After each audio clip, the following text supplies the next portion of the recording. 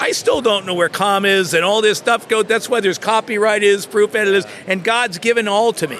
And I said, Lord, why are you asking me? And he says, why not you? So when I type these books, I sit down and I say, Lord, please give me the words and the stories you want me to write in this book to honor and glorify you and to have the most positive impact on those who are reading it.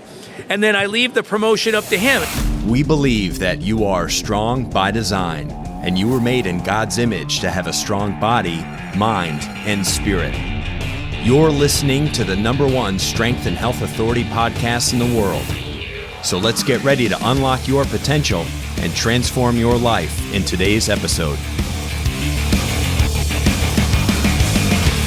And we're back with another guest here on Strong by Design, live at Rise Up Con. I don't even know. You didn't even know about this guest. This is a blind interview. Surprise guest. This is an impromptu total thing. Jared just got introduced to my new friend, Rob Ekno. And it's happening right now. This is the introduction. This is happening right now, buddy. Rob, I want you to, obviously you and I have been talking for about the last 20 minutes, but Jared's just meeting you. Just now, you had a bunch of fans that were chatting you up. Well, it was a couple of kids that were very interested in skateboarding, and I told them I used to skate as a kid, and so then the dad's like, they're asking questions about how do you skate and not get sucked into the bad culture or things along those. So we're having some of those conversations. You got deep. Yeah, a little bit. Yeah. There's nothing wrong with that. That's great. Rob is an award-winning author and speaker, TV podcast host, and his story. What's a TV podcast? No, TV and podcast host. Got it. Unbelievable. You're getting crazy. I'm getting sassy. You are. You haven't had anything to eat. That's so or true. Or a nap. And so, or drink. Maybe it's true that he did go that one time without the helmet, and he didn't tell you about that. I think that's what we're all learning right now. Yeah. Should have worn that helmet. Oh, man. Skateboarding wasn't really the best choice right. for you. Wear your helmets, kids. Rob, tell us a little bit about your story, buddy, why you're here at Rise Up Con. I am here at Rise Up Con for a few reasons, and I'm learning that I'm here for more than what I thought I was here for. And one of them is meeting you guys. Yeah, of course. Never had any idea, but I am a recovered drug addict and alcoholic who was living on the streets of Fort Lauderdale years ago. And out of the Greyhound bus station. Fabulous place, I got to tell you. It's Once you decorate it just nice, I'm telling you, when they have the lockers there and stuff. And anyways, fast forward, I ended up getting sober after almost ending my life on Pier 66 down there and jumping in front of the cruise ships one day. And I had grown up in Rhode Island, so I had taken the bus from there, and I had worked in broadcasting for a little while up there and done quite well. But then I just learned to snort a little bit too much cocaine and drink a little bit too much booze, and everything was gone. And then I'm taking a bus to live down there. And one day I just thought, life is not worth living anymore. Why am I taking up time from skateboarders on the sidewalk on PCH down there? And I just got to get out of the way. Yeah. And I was literally walking over to the pier, and I thought, I'm not a swimmer, but today would be the one day I'd float. Yeah. And I wouldn't want that. Yeah. And so I thought, if I wait till a cruise ship just starts, one of those giant, I'll jump. No way it can stop. Yeah. I'm a goner. Life's good. Mm-hmm. Right? The pain and misery is over. But I heard a voice in my head that said, why don't you go out to Hollywood and try to make something out of yourself? It was just like if you saw the movie A Wonderful Life, right? Where Clarence shows up when George is ready. Yeah. It was like the same exact thing. Crazy. Never heard voices in my life. Yeah.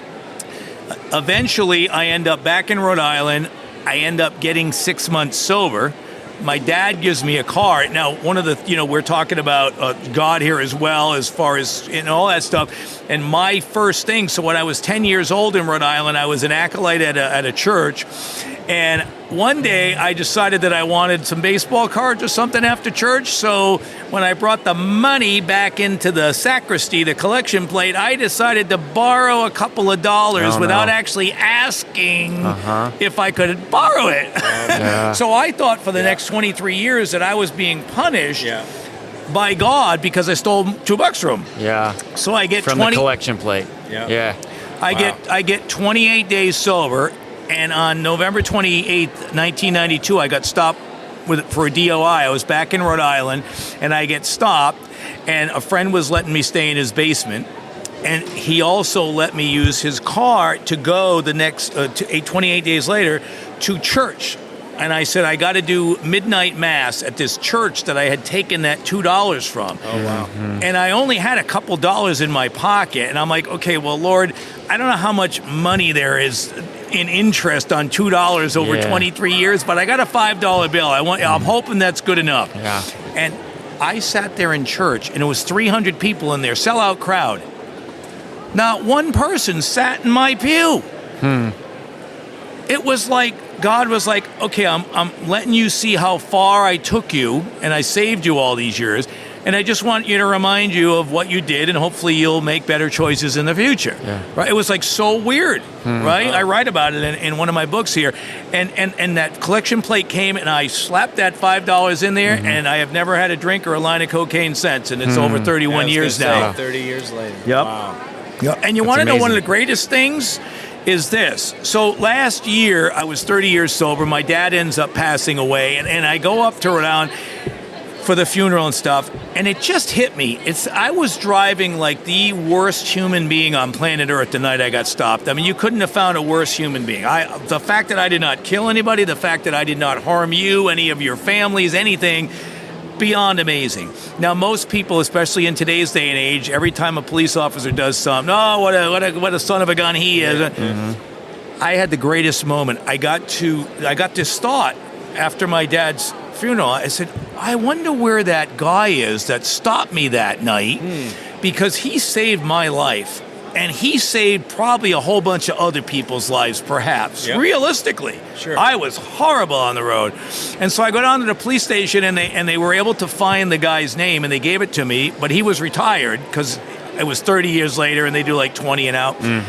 I called the guy because I found him on Facebook. He owned a real estate company, and I said, listen, you don't know who I am. He invites me to his house, right? And I will show. You wrote about it in your book. Yeah. I got to take a picture with this guy. Now, guys, you're a huge guy, Chris, right? I love testimony like this. But thank you for the nice.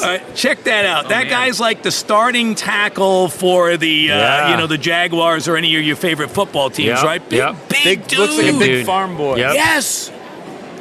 And I got there and I said, listen, man, I just want to thank you for doing your job to serve and protect the community that night from me. I deserved to be arrested that night. I was so glad that you took me off the streets. You did your job. Thank you for having the courage to do your job.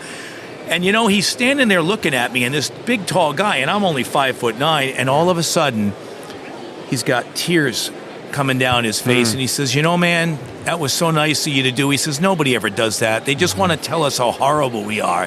And all I can tell you is if you think that way, I am so glad that former Warwick, Rhode Island police officer Bud Latham stopped me that night, because I said to him, I said, Captain, I said, Officer Bud, I said, you stopped me, and I've been sober for 30 years now. And I really work you work out at the gym. I work out with my spirituality and the gym, but really, he's solid. He's solid. Really on my God thing too. Yep. And I said, I really have worked really hard out in Hollywood, where I've been for 30 years, and I've worked with a lot of celebrities, regular people, homeless people, whoever. And because of that, I've been able to help them change their life for the better.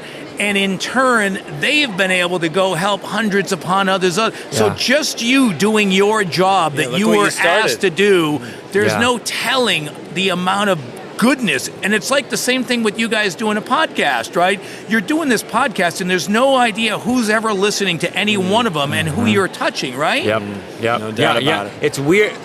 So I was a pastor for a while. Oh, wow. And, I mean, for most of my life. I'd say for a while. Right. Yeah. The job he has in our company is his first secular job in his life. Really? Yeah. So for the last 2 years, but when you're pastoring people, you're walking with them, and, you speak a message on Sunday, and then people come up and talk to you about it, This is weird, because we just say stuff, and we don't ever actually know who's listening. Yeah, what's the feedback, right? You know, so our hope is that as we're having these conversations, it's impacting people that we don't even know who it's impacting. Well, I can tell you right now that is the absolute truth. And I can tell you because, so one day I'm at the 99-cent store on Lancashire Boulevard right near Universal Studios. I love it. Right? Hollywood. And I'm in the store, and this guy walks up to me. And he says, "Hey, man, you got a second?" And I'm like, "Yep." He goes, "You don't know me from a hole in the wall, but you shared at a AA meeting in Studio City about 7 years ago, and I was in the back, and you shared some really positive stuff, and I chose to listen to you, but I never thanked you or anything." Oh, my gosh. He said, "But I've been living the life that you shared about back then, and now I have 2 kids and a wife, and we're having this great life." And he said, "It's all because you shared that stuff that day." Absolutely. And so when you guys are doing these podcasts, you know, God asks us, he says, "Okay, you know, Chris and Jared, you have these talents, and you have the talent, the pastoral talent, you have the physical talent, and you will both have a great spirit going out, and you just need to share that, and I'll worry about who's going to hear it and who needs to hear because you could do this and you're recording this and you put it up wherever you put it on every platform. Somebody might hear it 5 years from now." Yeah. That's right. And all of a sudden, it's like, "Oh my God, I heard this greatest," and they're telling people, and it's like, and somebody contacts you and like, "God, we did that 5 years ago." Yeah. That's right. So we never know. Man, We I thought never that do episode know, was so- terrible. It's true, man. It's true. Because we're so hard. We're our own worst critics, Yes. right? And I'll tell people, anyone that's creating content, whether it's for a podcast or YouTube, you know, it's the stuff that we maybe spend too much time thinking about, or it's overproduced, or we know that we feel is maybe our best stuff, and that oftentimes it's not our best stuff. It's the stuff that we kind of forget that we said, that we weren't ill prepared for, or that we did in passing, or did without very much work or thought behind it. It was just us being us, doing our thing. And I'm like, those are the videos, those are the podcasts that end up having oftentimes the most profound effect on people, because they see it for what it is. Yes. They see the authenticity of it, and they see the real you in it, and it wasn't overproduced, it wasn't overly scripted, it wasn't, it was just truth coming out of you. And I'm like, that's so great that we have, hundreds and hundreds of past episodes of stuff where I just found myself in a really fun conversation with an awesome human being, and just me having that conversation with somebody was possibly on the other end life-changing for somebody else, someone I'll never meet. Yes. And how awesome is that? And that's only something God can do in our I remember lives. hearing a testimony about this. It was just a guy. I think it was a preacher or a pastor that God told him to go to this building, and he goes to this building, and the Holy Spirit says, "Okay, now speak this message." And he's like, "There's nobody here." And God says, "No, I need you to speak this message." And so they're like, "All right, whatever." And so they just speak to this empty room. Yep. And then like 10 years later, someone comes up to them and says, "I was hiding in the corner when you were speaking this message." And what all the other circumstances, like, it changed my life. And so it's just it's weird obedience, right? Yes. We keep talking, my wife and I, like being intentionally weird, for the sake of the gospel, and it's not that we're being like awkward and goofy, but it's like God asks us to do weird things that don't make sense, but when we're obedient to those things, like it changes the world, or even changes lives for sure. Well, the funny thing is you talked about the impromptuity of things. If that's Yes. actually a word, we'll create our own it is, Bible. It is today. Yeah. It is today. That's how It's strong by language design works. today. Let me That's tell you. right. But true. Jared and I had not said 1 second of word No. and we just sit down and Chris was like, Yeah. "Okay, let's start." Yeah. And we're having this joyous. You can tell the spirit, right? Yeah, that's yeah. coming through here. So you mentioned something very profound. So for instance, I got an F in English in high school. Yeah. Right, and they voted. He's an can't offer spell. speller. Okay, I still don't know. After writing 4 books and scripts and stuff, I still don't know. But so they voted. The bunch of teachers decided that apparently if I didn't know Shakespeare, it wasn't going to really hold me. It didn't make sense to hold me back to learn Shakespeare, Sure. right? So they passed me with a D, and then I become a homeless junkie. So why did God ask me to write books? Because He did, like Yeah. you were just saying. So if I can tell a quick story, because this is very profound to what you were talking about and why I came up and introduced myself to Chris and why I'm here at Rise Up Con.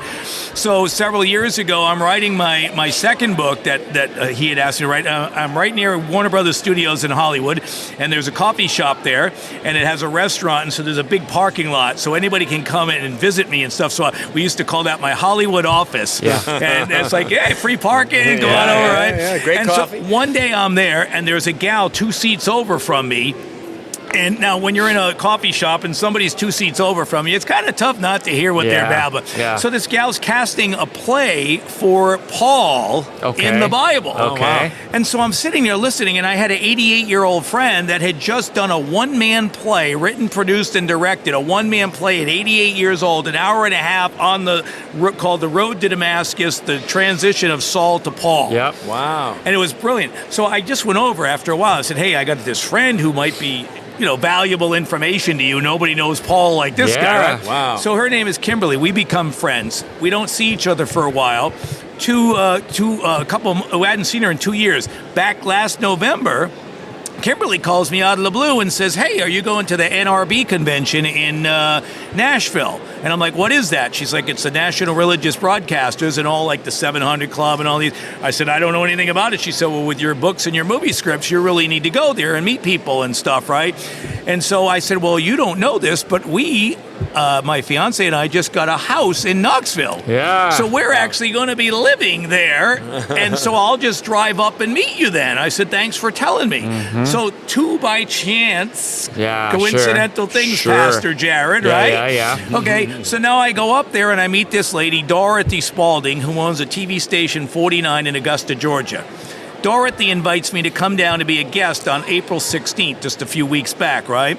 Then my book, this Cruising Toward Heaven 2, won the 2024 Christian Book Award for adult nonfiction. Okay. So they were having a red carpet event up in Newport News, Virginia. And when I tell you this, I'm like you guys, I'm not from this area, right? I'm still learning it all. So they were having it on April 27th. So I tell my fiance, okay, I'll drive down to Dorothy's thing, come home, and then I'll drive up a couple weeks later to this. Then the guy calls me and says, hey, man, we had to change our venue to the 20th of April because it's not available. So I'm like, oh, man, I wonder if it would be good if I just drove down to Augusta, then up to Virginia, and then came home instead of all over the place, right? So I called Dorothy, and she says, yes, you can come on the 19th instead. All right, so again, coincidental changes of dates, right? So now the wonderful lady that you just met who took our picture and did the design, Randa, I called her and I said, Randa, why do you think the Lord brought me 2,300 miles from Hollywood to Knoxville? She said, I believe, Rob, that God is elevating you to new heights that you've never been before. He's taking you to places that he's never asked you to do. Yeah. Right? So I called Dorothy and I said, Dorothy, any chance I can come in on the 19th instead of the 16th? So I can go up to Newport News after the thing and kind of make it a circle. I think that might be she calls back and says, yes, we can get you in on the 19th. So I drive down on the 18th. It ended up being an 8-hour drive through Asheville and the back roads of South Carolina. Again, all new for me. The Lord's taking me all over the place, right? And so I get there in the studio, and it's a 2-hour show, and Dorothy and her daughter talk, and they've done it for 40 years. And she started the station with $100, and now it's as big as an arena. It's amazing. Yeah, so her and her daughter do this first half hour. Then she brings me on, and we're talking about my sobriety book mostly. And wouldn't you know it, Dorothy had talked to this couple, this man and a woman, and apparently they had broken apart their marriage, is my understanding. Okay. And Dorothy had just convinced them to come back together and give it another try. And their name was New Purpose. Oh, wow. And they were the singing group, so we talked for 15 minutes, and then New Purpose would come on, and we go into a commercial break. So I'm looking for my purpose, and the dates get switched, and now I'm working with New Purpose after Dorothy brought them back together as they had separated. Yeah. I do the show, we're on for 90 minutes. I do the whole hour and a half, and we got done, and Dorothy looks at me and she goes, I just want to let you know, I've been doing this for 40 years. I've never let one guest ever stay more than 15 minutes. Wow. So whatever the Holy Spirit was shouting out that day or whatever, Chris, I don't know, but all right. So I leave the studio, And right before I leave New Purpose, both of them come up and give me a big hug goodbye. So I get hugged by my New Purpose. Yes. I drive 10 hours up to Newport News, Virginia on the 20th of April, and or on the 19th, that same day. On the 20th, I get there to the event, and the director of this thing, Rich, he sees me pulling into the parking lot, and he runs out in the rain, and he says, "Sir," he was in the military, right? He goes, "Sir, before you leave today, you cannot go home. After everybody leaves this event, I have been given a message I have to give you. And you cannot go home. I know you got a 9-hour drive back to Knoxville, but you cannot leave until you sit and personally talk to me one-on-one when nobody else is here." Okay. And I'm like, okay, so red Sounds carpet. exciting. Well, it was like, okay, nobody knows me in town. I'm did I really tick off the police last night? That's right. I don't know, right? And so I get there. They do the picture taking, whatever, or speeches and all that stuff. And then, he goes, "Sir, you notice nobody else is here now?" I said, "Yeah." He goes, "Sit down. You cannot leave until you sit and talk to me." He says, "I have been giving you a message, and here it is. You are to immediately go home." He said, "You're a multi-award-winning author. You're a multi-award-winning screenwriter," which are all faith-based films based on my books.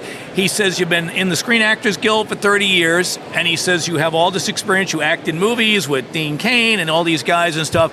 He goes, "I have been told that you are to immediately go home to Knoxville and start the Knoxville Christian Film Festival and the Knoxville Christian Film Awards, because there are not enough platforms for people who do God-centered talks like this podcast, right? To be able to get honored with their works so that they can be award-winning, because more people will talk to them when they're award. And so we don't have enough, and you're the perfect person. And I was told that I had to give you this message, and you had to do it immediately." Yeah. So I'm driving down the 81 freeway coming back to Knoxville, and my friend Randa, who you guys just met, and she's a graphic designer too, as well as a wonderful, fabulous. And I call her and I said, "Randa, remember you told me that God was going to elevate me to?" I said, "Well, you wait till you hear his assignment from me, right? Yeah. Just like why did the guy speak in the middle of nowhere, right?" Yeah. And so I said, "Would you be interested in creating a logo?" I said, "I'm going to take this on right away." Yep. I said, "Never done it before, blah, blah, blah. If he's given it to me, then he's going to give me everything I need to get there." Yeah. And she's like, "Well, I had a friend that tried something like..." I said, whoa. I said, "You're my friend. I don't know this guy at all. Probably a great guy. I'm not him. Please don't compare me to him. Judge me on my own merits," right? Yeah. I said, "Just pray about it. If you don't want to do it, no problem. We're still friends. I love you, Yeah. Like an hour later, I'm driving down the freeway and I get a text. My husband says, "There's no need for me to pray. I need to start helping you right away." It's a no-brainer.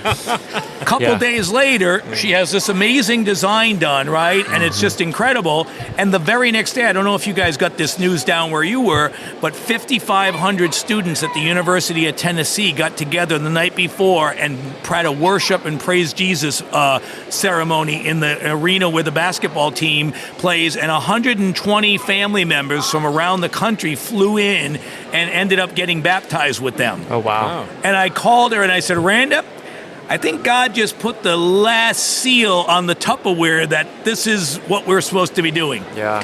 That there's a big need."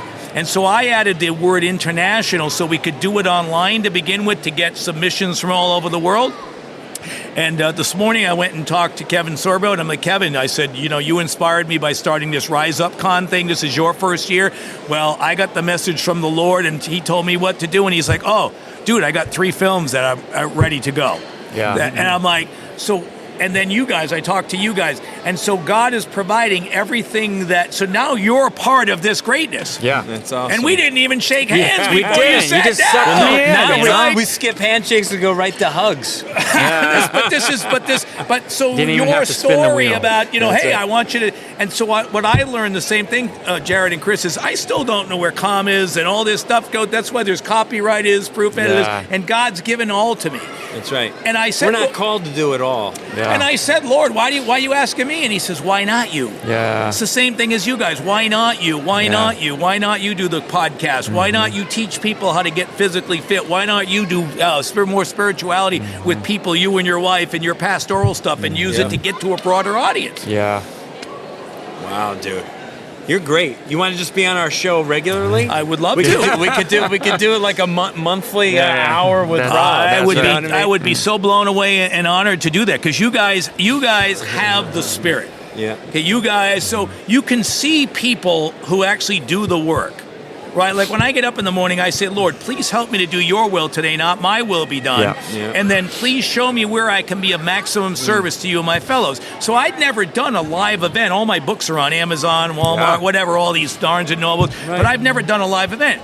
So I'm like, it's the first year here at Rise Up Con. I don't know how many people are going to come through, how many books. So I laid out a decent chunk of change for a booth and posters and all this and stuff.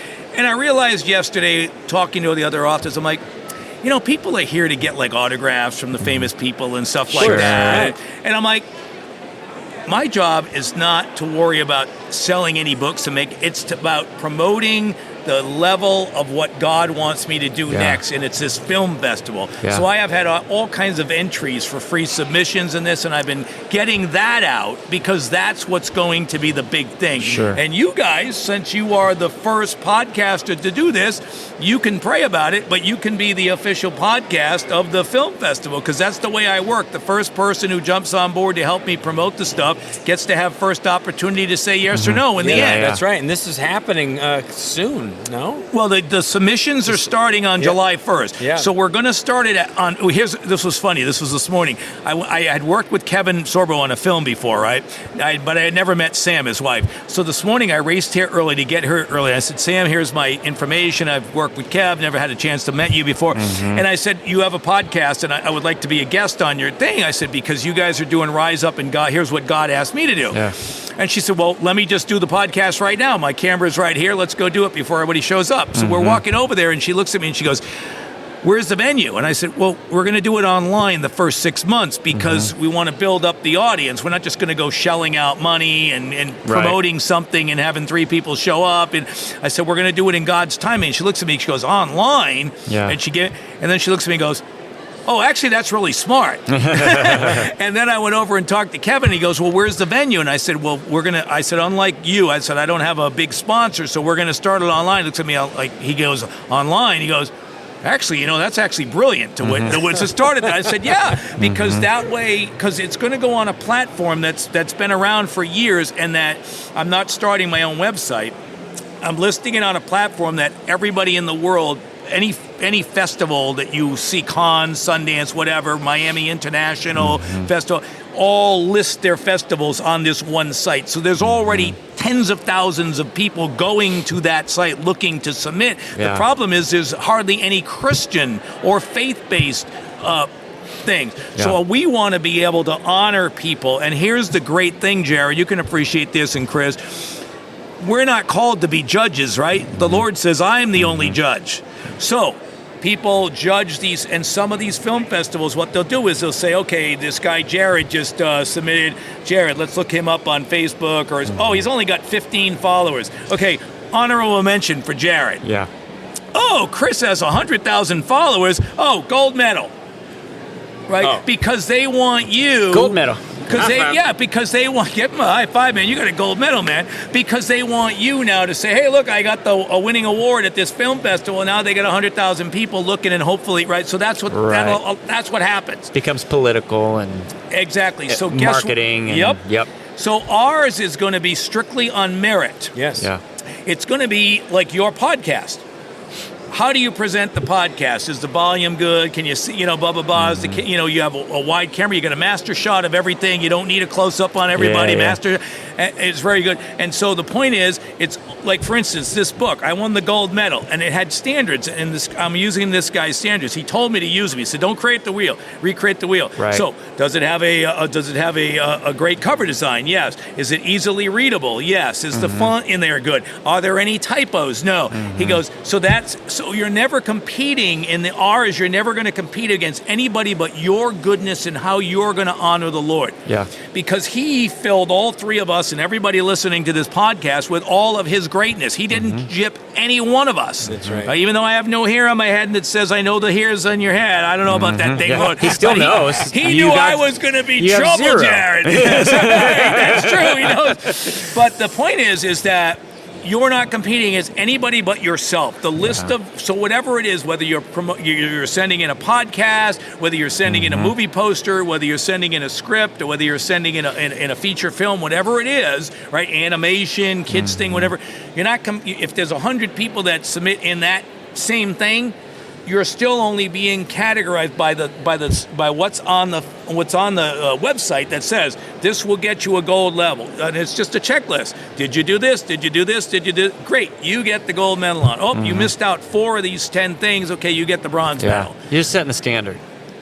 Yeah. It's how well are you loving the Lord, really, right? And you guys are clearly, we were talking, Chris and I, before the thing, we were talking, mind, body, and spirit, the whole thing, and it's the physical aspect, the spiritual, and emotional, right? Because so many people are unfortunately, a lot of depression. I'm doing a movie. I'm doing a movie in Georgia this week, and one of the bigger stars, and I'm praying for his son, because I've dealt with this many times over the last several years being a member in the 12-step program, that so many parents with 16 and 17-year-old kids, we were talking, that they're busting down bathroom doors and having to stick Narcan needles in their neck because they're doing fentanyl and all of this stuff in this young age. And it's like, what is it out there that whether you want to call it the enemy or spiritual warfare, whatever, right? Something's attacking these kids that are saying you're not worthy, so let's just go somewhere else. And it's, I can't even imagine a parent nowadays. I don't know if you guys are parents and stuff, So we're big time parents. And here's the thing: this is what's hard.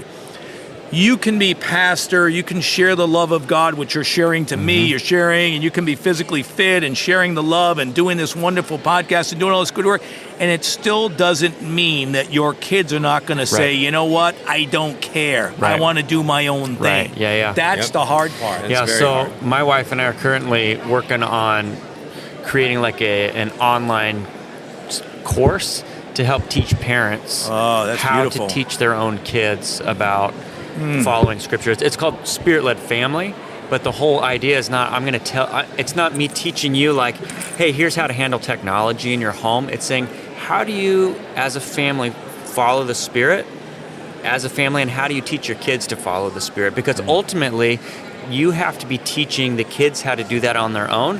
That way, when those lies come, and so we do lots of stuff with spiritual warfare, and like, hey, how do you recognize the lies of the enemy? How do you know what's from God and what's not from God? All of these questions that for a long time we've kind of given it to the church and be like, church, you teach my kids, like homeschool, right? Or whatever, like go talk to Sam Sorbo and she'd be like, oh, I can't teach my kids. I'm going to have the government teach my kids or whatever. It's the same with the church, where for whatever reason, we've been convinced that we don't know the Bible enough to teach our kids, so we need the church to do it for us. And it's like, no, that's not God's design. God's design is actually for you to teach and train and disciple your own children, not just to tell them what to do, not just to indoctrinate them, but to teach them what relationship with Jesus looks like so that they can live it out themselves. And that actually, the sooner you can do that with your kids, the sooner they're going to have a relationship with Jesus, and the sooner it's going to save them from so much.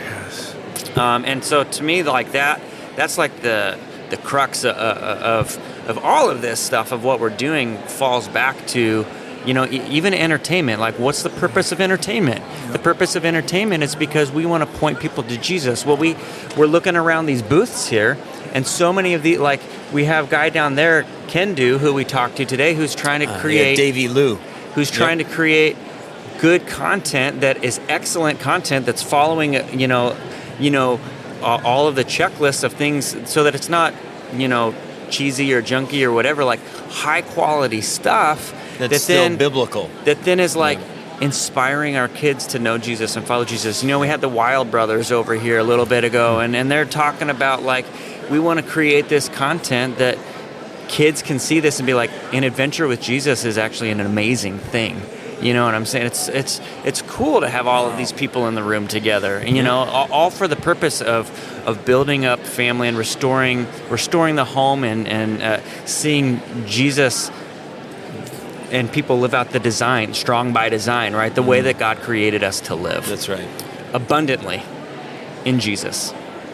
Sam asked me this morning, the last question she asked me was, and it sounds like you guys would be into that. And it was, an off-the-cuff answer on my part. And she asked me, do you feel that at one point we're all going to have to rally together and may have to separate ourselves from the craziness of the world and become our own entity? Yeah. And it sounds like, what you're doing. As a matter of fact, Randa, who was just here, she had her 12-year-old son. Yeah. He is a Jesus freak at 12 years old. She and her husband are bringing that young boy up. Yeah. But as you know, it is so tough in today's society because you're telling your kid, well, maybe you can't have a cell phone or maybe you can't be online presence and you're worried about all this stuff. And the kids are looking at you like, but Dad, but Mom, all my friends. And it's like, but we're not here to be good friends to our sons and daughters. We're here to be loyal servants, honorable dads and moms. And it's a tough job we undertake, right? Yeah, 100%. Yes, and it looks different, right? Yes. I mean, so like what works for my family might not work for Chris's family, and that's okay. Yep. That's right. And so the point is, you're following the Spirit. Chris is following the Spirit. I'm following the Spirit and recognizing if medicine, like if our bodies are different and medicine might work for you that might not work for whatever it might, it's like because our bodies are made up differently, like we're wired differently, and God understands what's going to work for you. Yes. God understands what's going to work for me. And so teaching people to be followers of the Spirit and be obedient to the Spirit, in their lives and in their families, I think that's the transformation is, and helping people and parents know, like we're not reinventing the wheel here. Yes. The gospel hasn't changed, but for some reason we've been convinced that we can't do it. And I just don't believe that. And our whole job, as I shared, there was one of our wrestling friends, Nikita Koloff, there, right? And he's got his ministry for Christ and stuff. And I was talking to him this morning, and I said, Nikita, I talked to you yesterday. And if you don't know who Nikita is, he was a world champion with WWE, so one of those anyways, right? And Chris is a big guy, and Nikita's he's real big. That's right, giant. And I said to him, I said yesterday you were so nice to me when we talked, and he's invited me on we're going to do a couple of podcasts next month and stuff. And I said to him this morning, I said I just want to let you know that you shine this incredible spirit through you and stuff. And he was like taken back because he's a celebrity, right? And so most people are looking to grab from him and not give to him. And I said, but Nikita, the Bible tells us that our job is to be an encourager and inspire. It's somewhere in Hebrews. I'm not a theologian, but somewhere it's like those are our two jobs, and to love thy neighbor as thyself. Right? We're supposed to be loving. We're supposed to be kind. And this is why, even with this film festival, our job is not to judge anything. We do not know. Like if you looked at my friend that's not going to be on this film this week, you look at his beautiful house where he's at in a very wealthy area, you look at his TV career, you look at his beautiful wife, you're thinking, oh, this guy's got it all. No, he's got a 16-year-old son that's on the verge of killing himself and doesn't want to live anymore. What worse nightmare could, except for that actually happened, could there be for a family? And so we can't look at people and say, oh, well, that guy's got blah, blah, blah, or that guy's driving too fast down the road. We make terrible assumptions. That's a great thought right there. Terrible assumptions because we don't know what's going on. And rather than inquiring and asking, we just say, well, you must be something because you got a nice T-shirt you got it all on. figured out. That's right. You got it all figured out. But well, I mean, looking at you and talking with you for 5 minutes without knowing the backstory. Oh, this guy's got it all figured out, right?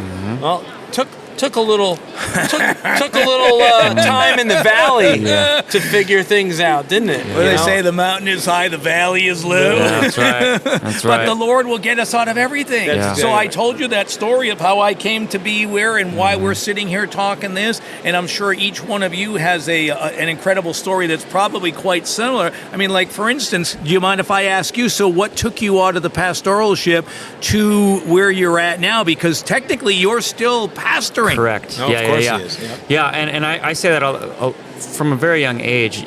God called me and said, being a pastor is not a job title, it's a gift, right? And so it's the only gift that we give, like, organizational, like, authority to an organization. Like, you're not like, hey, servant Chris, or hey, evangelist. So, I mean, Billy Graham was labeled an evangelist, but we don't give him that, like, it's pastor somebody. And I don't know, it's just something in our culture that we do that.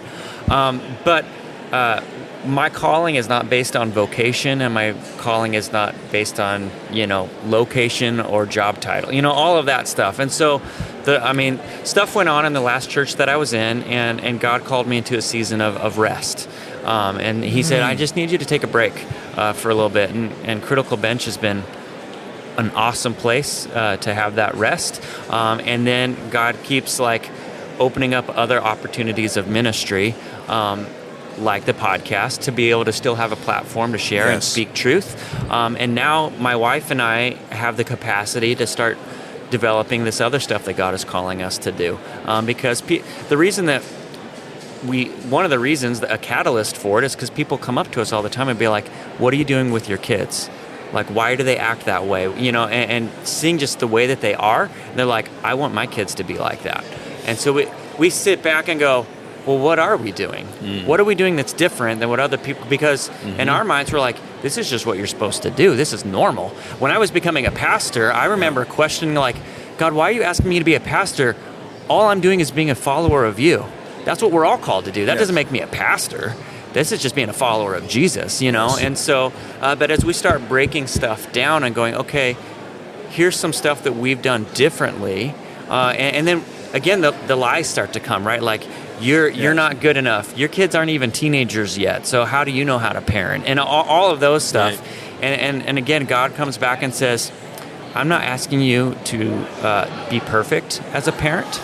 I'm not asking you to do anything else but teach people, what does my word say about what it means to follow me as a family? And I said, okay, we can do that. We can do that, and we want to do that because we want to see families strong and healthy. Yes. I love being here, and because it's not just us that God's asking us to do. The conversations that I have with people, God is dropping this same drip all over the place, and it's like my wife and I went to a conference, and this family stands up, and it's like they're an older couple. They're probably in their 60s, and they're talking through their ministry. And my wife looks at me and is like, well, they're already doing it. Why would God be asking us to do it?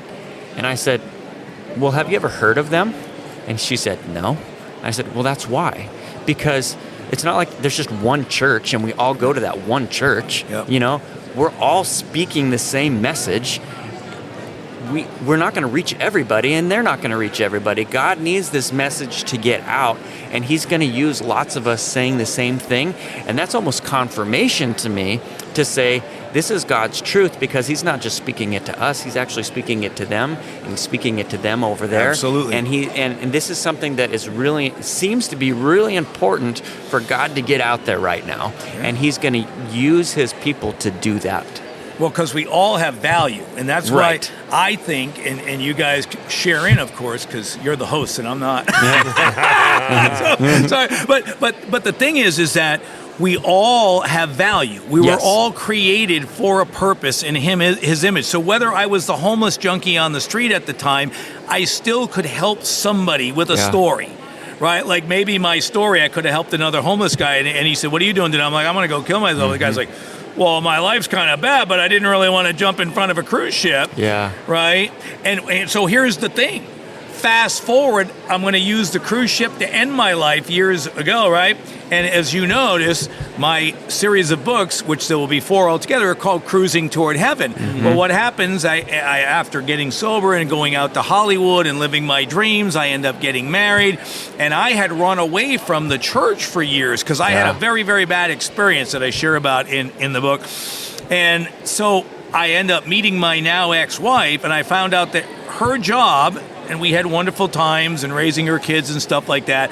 But I realized her main purpose, she, through her grandmother, got me back into church after 9 years of not being there. Mm-hmm. And then our relationship, she went in a totally different direction in her life. And I said, okay, Lord, what do you want me to do now? Because we were talking about my podcast that has many episodes up. So I had to give up the podcast at the moment because I had to move somewhere. And then all of a sudden, God says, you're going to go from Hollywood to Juneau, Alaska. and I'm going to give you a round-trip airplane ticket, and I'm going to give you a job and all this stuff. And I got up there, and it was nothing what was promised. And I didn't think it was going to be in the jewelry business. I had sold jewelry on TV for years. And I ended up in the tour business.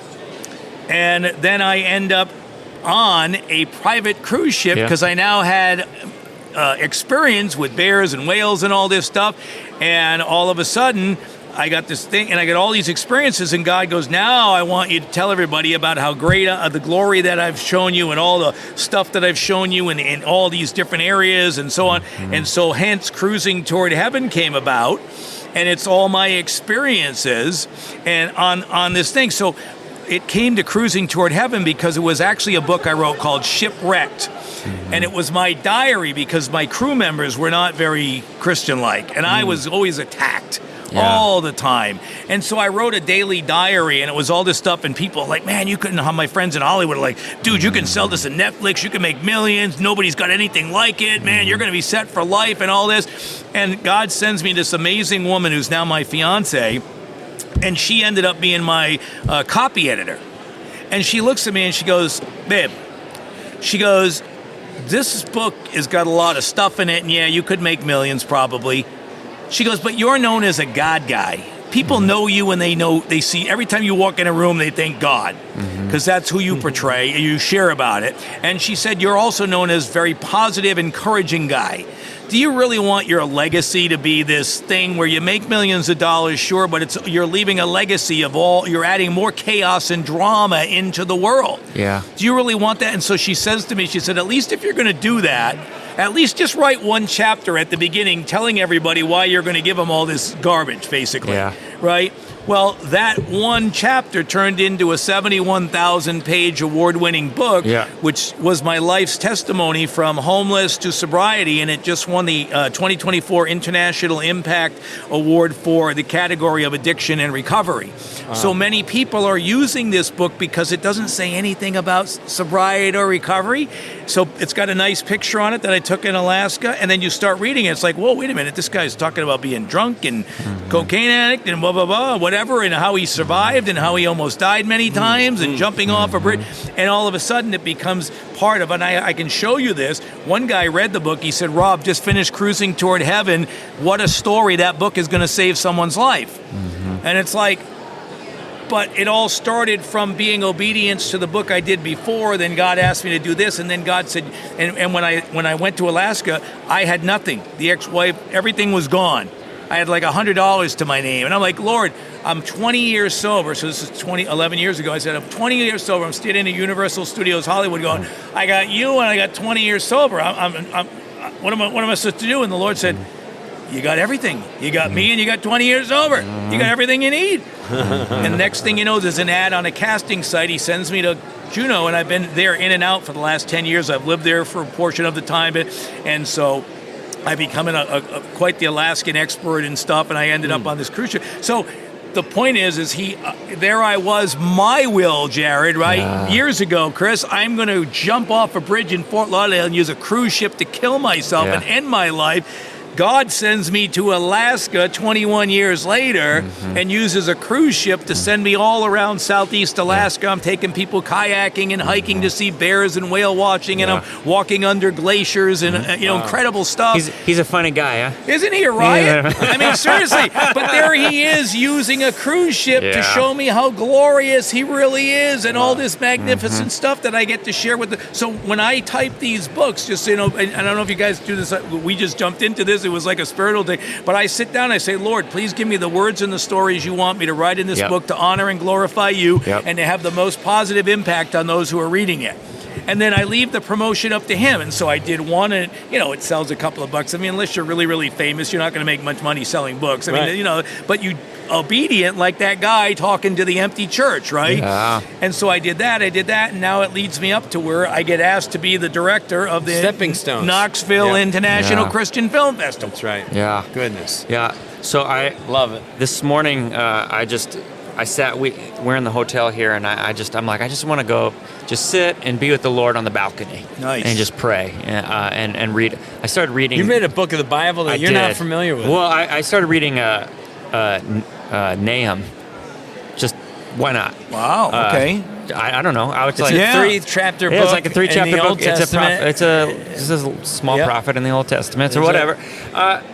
For no real reason. But then I just started praying and just thinking through the day. This is just a piece of my prayer today was, Lord, I trust you'll lead me where I need to go and have conversations with those I need to speak to. And just recognizing that, like you said, sometimes in events like this, you start having the mentality of how can they help me? How can they help me? And I'm like, okay, that's not the right mentality to step into this, because it becomes very us-focused or me-focused. It needs to be service-oriented. And so, Lord, I'm not going to worry about that stuff. I'm just going to say, Lord, I trust you that the right people that we need to talk to be faithful to what you're calling us to do, you're going to bring those people into our lives. And so and I just appreciate that that's your story. Like, I mean, from the cruise time, time and time again, you're just saying, okay, what's next? It's not me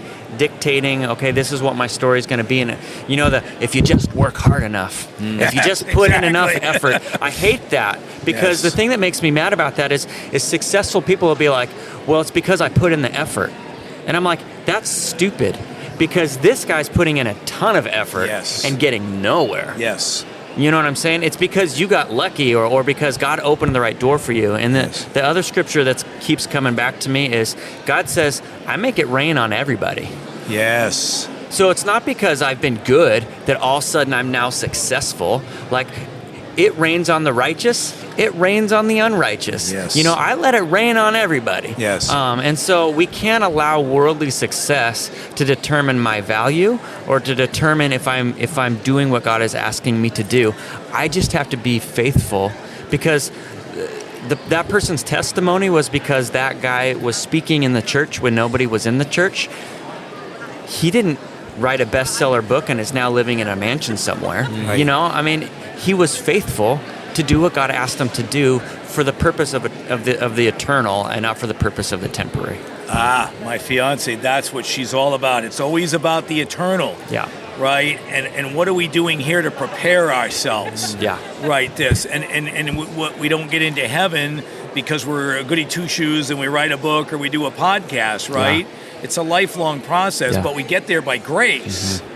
Right, and that's why I share with people in my 12-step meeting. They're like, I lost my job. Oh my God, what am I going to do? I don't know what God's will is. And I'm like, seriously, you're 32 years old. Yeah. Do you think God's never going to give you another dime the rest of your life? You're never going to have a job. And that's, I think you guys are probably seeing this, is the fact that so many people are living in fear right now, whether it be the economy, the politics, the blah, blah, blah, the different sexual things, all the stuff going on in the world. And so many people are living in fear, thinking they're not going to get their fair share. But what is our fair share? Like you were just saying, some guy could bust his butt and do all this stuff, and then some guy goes into the men's room and somebody left $100,000 in a suitcase back there that wasn't, and the guy goes, hey, I'm rich. Yeah, that's right. And the other guy's like, I can't even find a job. I've been sending out applications for the last 3 months. Nobody will even call me back. Yeah. Well, it's because God loves him more. But we have those hills and valleys, right? We got to learn. Yeah. And so what the thing is that you guys have learned from listening to you, you just reminded me that every single thing is a learning experience. And when I see an opportunity like this to come up and say, hey, Chris, hey, Jared, do you guys want a guest on your show? And you could have easily said no. And I'm like, but it's not me. And you could have said no. And it wouldn't have meant you were rejecting me. You might have already been booked up. You might have people coming in. There's a million reasons why. But I would have been denying the Lord what he asked me to do, which was to walk over here, come ask these guys, and put it out there that I have a story that the Lord wanted me to share. Yeah. Right? And so I was just to ask. Yep. Whether you said yes or no didn't make a difference. Yeah. The fact that you did say yes, now we're all getting to enjoy this beautiful, because you guys, whether anybody ever tells you or not, when they're sitting here with you guys, you guys have the Spirit. It's oozing out of you, the Spirit of goodness. And see, it's okay to be humble. See, Chris, right? He's this big, he's the big, strong guy, and doing. You said that like 3 times, and I'm really starting to feel insecure. Well, no, you great head of hair. No, great head of hair. You have a great head of hair, and you are slim and perfectly trim. You're in. We each have different shapes, That's right. That's right. And so, but the point is that when you're a little bit bigger and a little bit stronger, when you get a compliment, sometimes it's not easy to accept, right? Because we build ourselves up with our muscles, but it also kind of builds our head to where, okay, I'm good. And somebody tells me that you're doing good things, it's like, Chris, it's okay to have tears come out of your eyes, right? Like Officer Bud Latham, right? When he started having tears, this guy's like the size of, he could play on any football team in America, And I saw the tears, and I saw the compassion he had for me for saying that. And all I was doing was being honest with him. Yeah. He saved my life, and I wouldn't be here with you guys. So all of this stuff that you've shared about the valleys, all this and stuff, none of it would have happened had I had my way and jumped off the bridge in front of that cruise ship. Yeah, that's right. But God had his way. And then he said, go thank that officer. And I'm like, but everybody else is telling the officers how bad they are. And he says, go. I don't care what everybody else is doing. Yeah. Same thing with your podcast. Jared, I don't care how other people in your school system are treating their children. Right. I gave you these. I blessed you with your children, you and your wife. I need you to treat them this way, and I need you to stand up. I have taught you well, and I need you to take those teachings to your children. Yeah. Right? Same thing with you, right? Your kids are not going to react the same. Some are going to want cake, some are going to want pie, whatever it is, right? But our job is tough as parents. We can go to bed crying at night because it's like, honey, I don't want to give the kid a whatever it is, a phone or online presence. And I'll tell you this: when I was married, I was very, very, very involved with the kids' school. And one night, it was because all the online stuff and the predators that are out there and all this. So any of the award shows, hundreds of people show up for their kids, right? Get the best writing thing or whatever, alphabet, they won the awards or whatever. But the sheriff came one night because there was a large increase in kids falling prey to online predators. Yeah. So 12 parents out of 300 show up to listen to the advice the sheriff is giving them about not letting your kids go online, and that all a predator needs is your zip code, and they can get every single piece of information from your child. Yeah. And only 12 parents were concerned enough to go to this particular meeting. And so the fact that you're doing this, kudos to you, and we send out special prayers to you guys for being the parents, because we need you to continue to do what you're doing. Like Sam was saying, eventually we're going to have to rally together here, and it's not going to be that much farther down the ride if it's not starting now. Yeah, it's happening quick. Right? Yep. It's happening quick. Well, we just are so grateful. This was a great 5 minutes that we got to have with you. Gosh. Is that? 5 minutes. I'm so glad that we got to chat before we started this, because maybe 6 or 7 minutes. It's been a couple, but it's been what a blessing just to interact with you. And thank you. Thank you for listening to God's Call to come over and say hello. And it's great just to get to know you and make a new friend. Yes. And I'm sure this won't be the last time that we get 100% to talk. 100% not. Yes. So God bless you and all that you're doing, my brother. Thank you, Chris. Don't worry, we'll go. We finally get to shake hands. That's so good. You're getting a hug, buddy, and you don't even need to spin that wheel. You're getting a Chris hug for sure.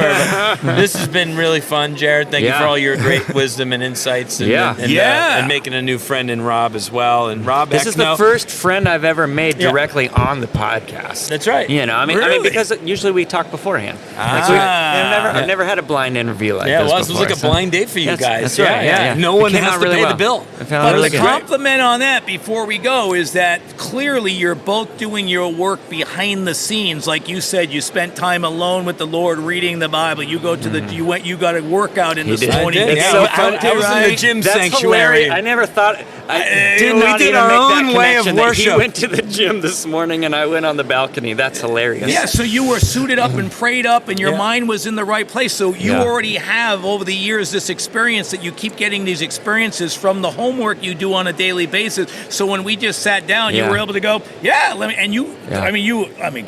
is he not brilliant? I mean, come on now. The wisdom and the way you share it is such a wonderful way that people would sit and listen to your podcast for hours on end. Yeah. Seriously, Well, thank you. Yep, it's great. Yeah, great delivery. Thank Man, you. we need a guy like this, a pump-up guy That's like right, this in that's our right. office, That's right, like that's our right. own version of Tony Robbins, like in the office, Rob's in there. He's like, how you doing this morning? You feeling good? You look great. My goodness gracious, you're all fired. That's what we need. We'll just everybody needs Rob. We'll get some sound bites when we're done. We'll Yeah, just get a new we'll clip get of some some new sound sound bites bites that for we sure. just play before every podcast. There you go. I love it. This is great. I love God bless it. you, I brother. am so blessed to be here with you guys. Thank you so All right, much. Thank you. All right, thank you, listeners. Thank you so much for listening to the Strong by Design podcast. If you found value in today's episode, please subscribe so that more people can find out about our show. Plus, you don't want to miss any future episodes with the amazing guests and topics we have lined up for you.